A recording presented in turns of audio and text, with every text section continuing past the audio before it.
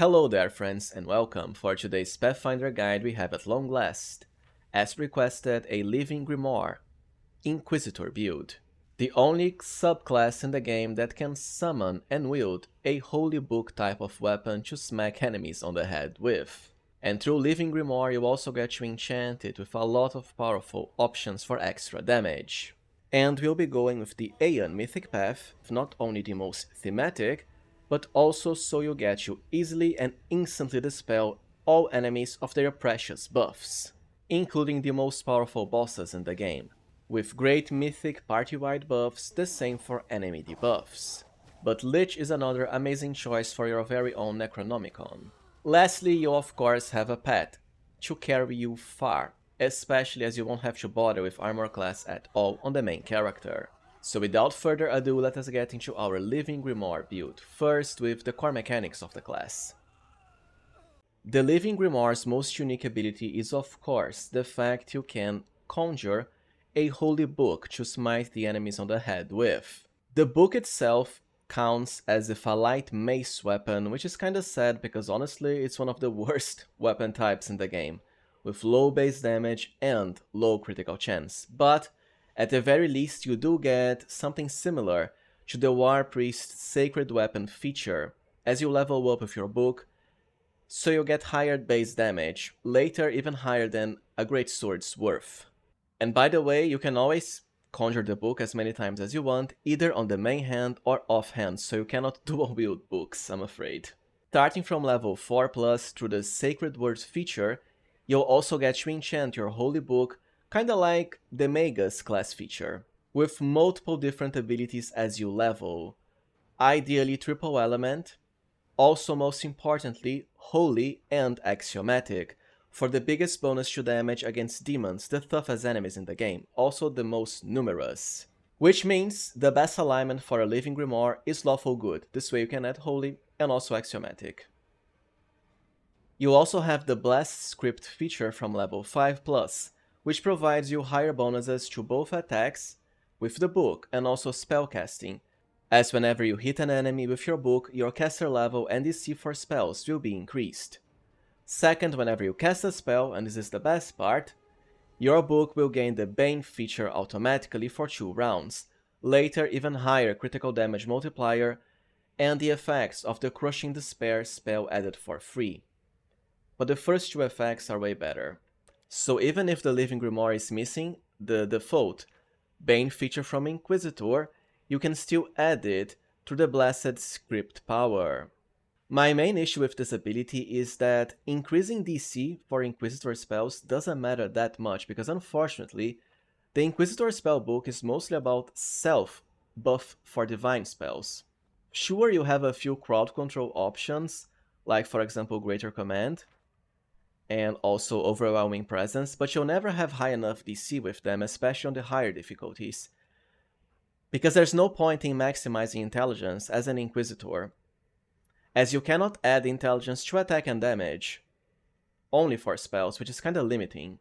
The saving grace, however, is the unique Litany spells the Inquisitor gets, especially Litany of Eloquence. It's cast as a swift action, which means you can instantly proc your Blast Script even during battle, and still retain the ability to perform all of your attacks in the round. Plus of course the fact it doesn't offer a saving throw is really good and unique. It will fascinate enemies for 1 round. Fascinated targets can't really do anything, and 1 round is good enough considering you can take a powerful enemy out of battle just like that, so long as you don't damage it. Besides that, your Inquisitor will cast spells just like a wizard, which means intelligence is your main spellcasting ability, not wisdom, and you'll have to prepare your spells. Kind of a downgrade to be fair, because Inquisitors are much better as spontaneous casters, just like a sorcerer. Ultimately at level 20 you'll get a nice Capstone, Word of God. 7 times per rest you can use your book to instantly kill enemies. Whenever you kill an enemy with this, you'll also get stacking bonuses, both to spell penetration checks, which is kinda useless at this point, but most importantly to damage rolls with the book. The DC won't really be very high ever, But at the very least, you can increase it by just casting spells, kinda like Blast Script first, before activating Word of God. Unfortunately, the Living Grimoire does have a very big downside. Well, besides being a prepared caster, because you do not get the Judgment feature at all, and this is one of the strongest Inquisitor abilities in the game. Judgments provide you with stacking bonuses to multiple important abilities, such as Armor class, also attack rolls, and even damage. And don't forget, as early as Mythic level 1, you'll have infinite judgments, so you can turn them on at will as soon as any battle starts, forever and ever. Sadly, we don't get that as a Living Grimoire. At the very least, you still retain your teamwork feats, and also one domain. Honestly, I'm not much of a fan of the class, because I think it's kinda outclassed by just a normal Inquisitor, because judgments are that good. I personally would have preferred if you had some, unique abilities you could cast from the book, like the nocturnal abilities from the new Bloodseeker archetype. Anyways, your character will still be decent enough, just don't expect them to be as OP as some other builds. And speaking about building, let's get right into that. For race, I'll be going with human, as usual, but you can pick anything you want. The extra feat can help a lot early, but starting from level 13 plus, you can go with any feats you want. For background, I'm afraid even as an Inquisitor, Street Urchin Pickpocket is the way to go, as the Living Grimoire does not get the normal Inquisitor bonuses to initiative through the Cunning Initiative feature, so we have to make up for that with Pickpocket and other abilities. For stats, ideally Strength is still your most important stat. So start with 19 Strength, then 14 Intelligence, the rest you can get from gear and buffs. But you can go as high as 16 if you want, I just don't think it's necessary. Then 14 Constitution for a nice layer of HP, followed by 12 Dexterity, and of course you can dump Wisdom and Charisma to start with 14 Dexterity if you prefer. For skills, well, at the very least having high Intelligence means a lot of skills. Ideally, use Magic Device to proc some nice bonuses from spell scrolls, followed by Perception, because Inquisitors, even as a Living Grimoire, still have bonuses to it. The same for Persuasion if you want, but only for Intimidation, through the Stern Gaze Inquisitor feature. Besides that, Knowledge World, I mean, you might as well cook for your party, you have a Living Grimoire, I'm sure there's some recipes to be found there. Then Knowledge Arcana and Athletics. For feats, it's the same package as usual for melee-focused characters. So Power Attack, followed by Cleave. Very important, because by default you would only get a second attack as an Inquisitor at level 8. We already have that right at level 1. Or close enough anyways. Also, this is important, but ideally for level 1 until around level 4 to level 5, because that is when you actually start getting book bonuses to damage. Well, earlier you wanna go with long spears because they are reach weapons, and you do have simple weapon proficiency which qualifies you for that. By virtue of being reach weapons, you can attack from safety behind allies, and a Living Grimoire is not a tank class at all. So just wait until level 5 plus to actually start smacking enemies with your book, because by then you'll have other defensive buffs and so on. And of course, from level 7 plus you'll get to ride your pet. Speaking about pets, the best deity choice is Erastil, who is a pretty fun god as well, for the animal domain. This way we'll have our pet, which is still the best, most efficient domain ability you can get. For spells, as always, I already have a best Divine Spells guide you can check, where I cover each in depth, but to keep it simple, Divine Favor, Shield of Faith, True Strike, most importantly Blast early on, and Protection from Alignment. For alignment, Lawful Good is the best choice as I mentioned before. After that, go for Cure Light Wounds and Remove Fear, or Strand of the Tangled Knot. For level 3 it's time for the classic Cleaving finish for yet another potential attack.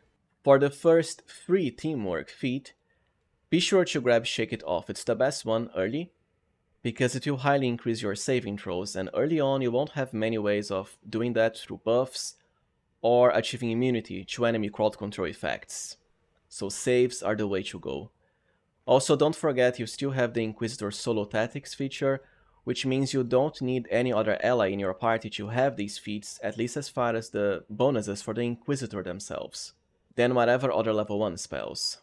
At level 4, increase Strength, the same for all the other levels. We also get to pick our pet now, and ideally as always, either the dog or the wolf, for the free trips on every single attack. Then for more spells, Protection from Alignment Communal for immunity against Charm and Dominate, amazing for succubus enemies.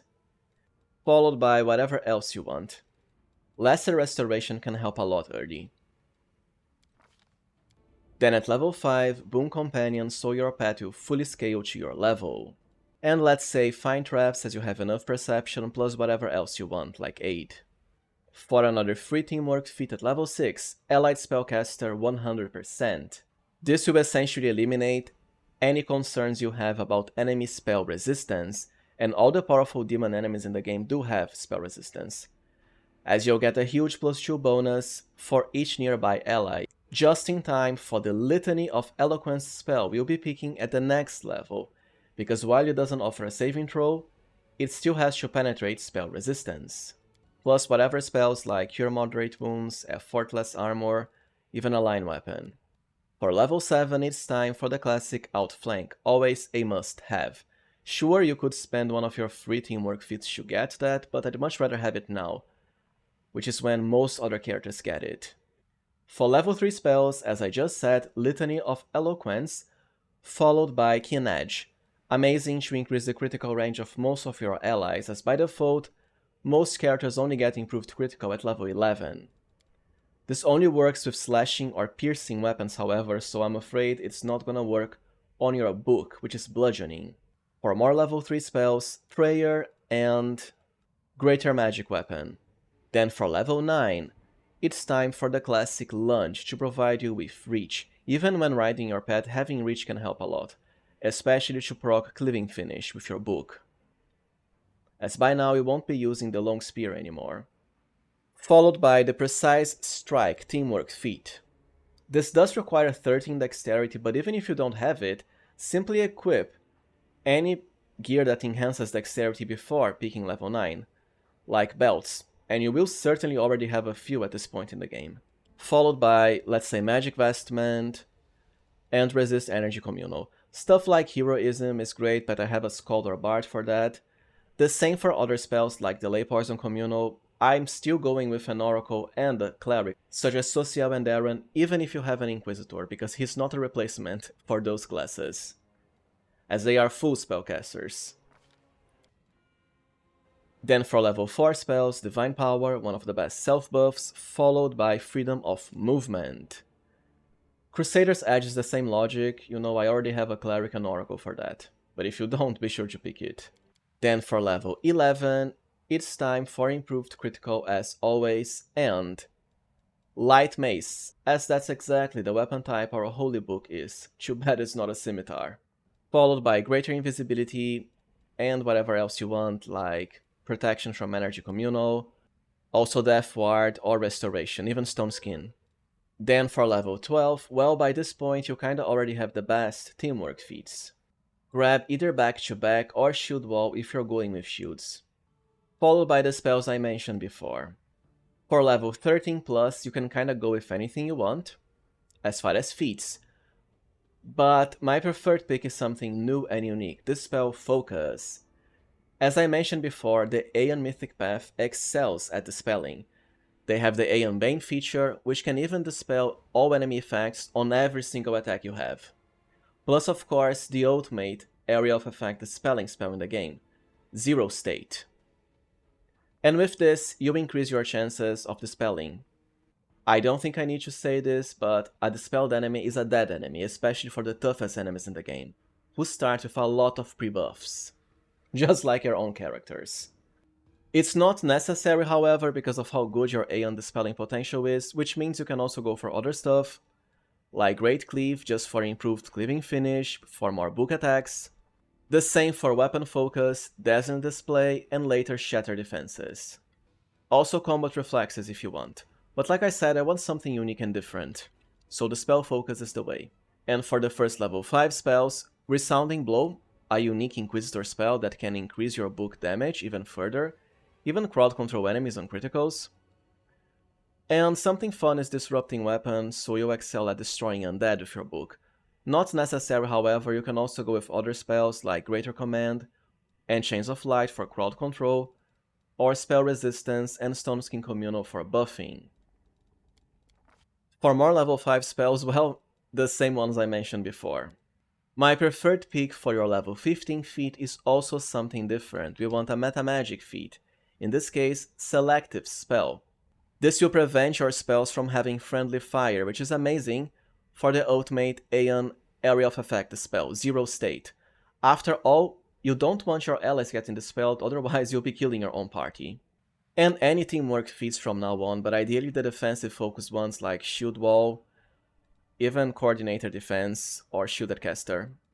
Then for the first level 6 spells at level 16, Heal as always, followed by either Overwhelming Presence for crowd control, as it has a nasty effect even if the enemies save against it, or Inspiring Recovery to revive allies before they actually truly die. For your level 17 feat, because at this point your Aeon Dispelling potential as a Living Grimoire will be at full power, my preferred pick is Improved Initiative. After all, you don't have the base Inquisitor feature that increases initiative, and this is very close to the start of the Demon Lord battles.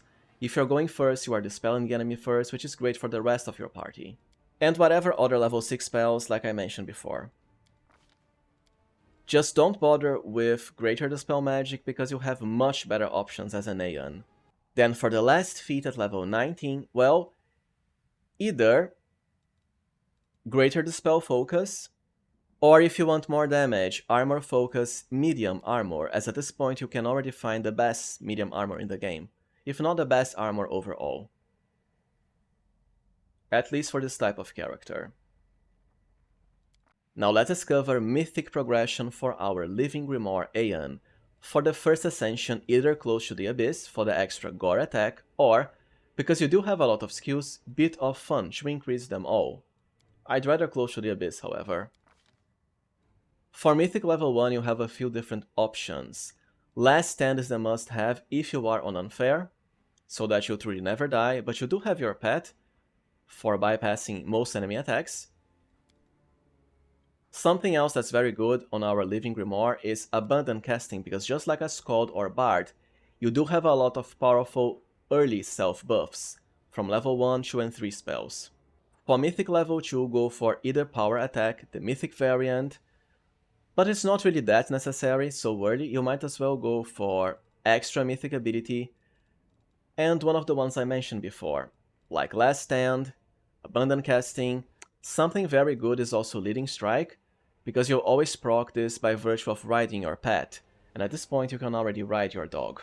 Mythic level 3 is the same as usual, ever ready, always a must-have.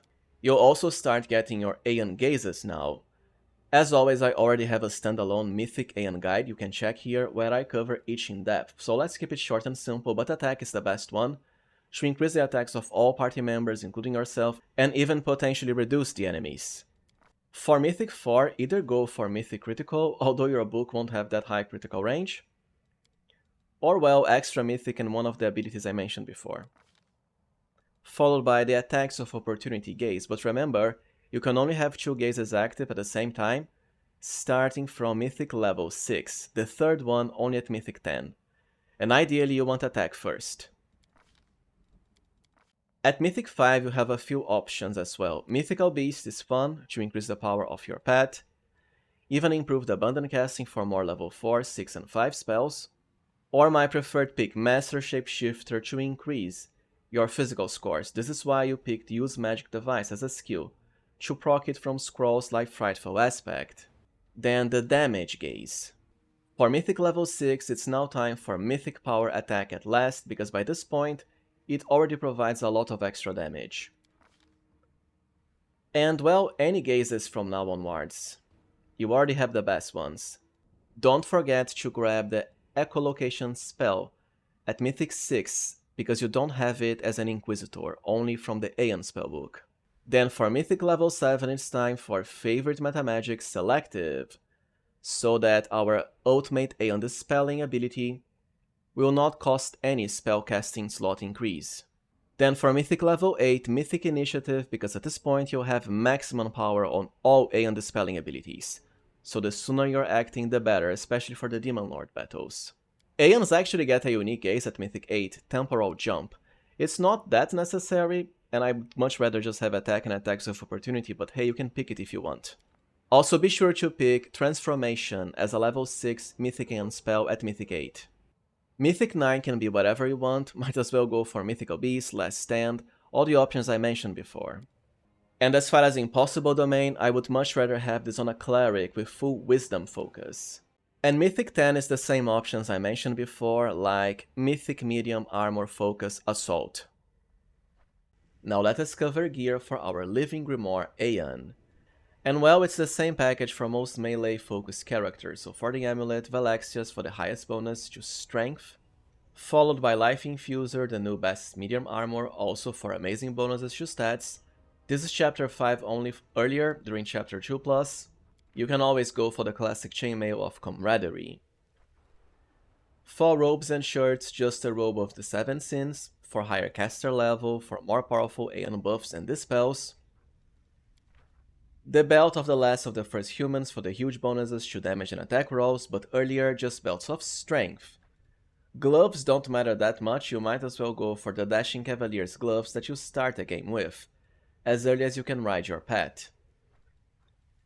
And for boots, boots of Stampede if you have a SKALD to provide pounds, otherwise anything you want, including Ronek's Sacrifice. For helmets, headbands of Intelligence, later Mental Perfection for all mental stats increase. For glasses and masks, just the goggles of Piercing Gaze, but Aeons also have the lenses of Prolonged Gaze at the end of chapter 3. Speaking about Aeon, the best cloak for them is the Mythic Cloak variant, as Aeons have the best Mythic Cloak of them all for loads of powerful bonuses party-wide. Earlier, just the classic Cloaks of Resistance. For rings is the same as always, Triumphant Advance to double morale bonuses, and I also like Guiding Star to increase your initiative, because you won't have that high dexterity, at least not when unbuffed. And the higher your initiative, the easier it is to instantly dispel all powerful enemies, as soon as battle starts. And for bracers, just Slaughter, for the highest damage bonuses, earlier the lucky bracers. Now let's cover weapons and Quickslots. Well, for weapons, our Holy Tome of course is our best option. This way you can enchant it with a lot of stuff from your Magus-like abilities. You can also go with a shield if you want. You could even dual wield the tome with another weapon, but we don't really have the feats to spare for that.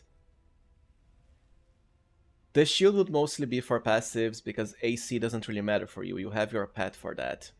And don't forget, until around level 5, a long spear type of weapon for reach, so you can attack safely behind your allies. And of course the Sim Mage staff to combine with the robe for the huge bonuses to caster level. For Quickslots is the same as usual. The old Grimoire, we are after all a living Grimoire, and we want as many spell slots for low Inquisitor level spells as possible. Jarsigax for extra damage, the Lucky Dice for minor bonuses, and Metamagic Rods for your Aeon spells, especially Quicken, a normal Quicken that is, for the OP Zero State Aeon Ultimate spell. And don't forget Scrolls of Frightful Aspect to proc Master Shapeshifter on yourself. Well, alright friends, so this was it for our Living Grimoire build. If you found this guide useful, as always, please remember to like, subscribe, and also consider becoming a channel member if you can. I highly appreciate your support. Thank you for watching, and see you next time, friends.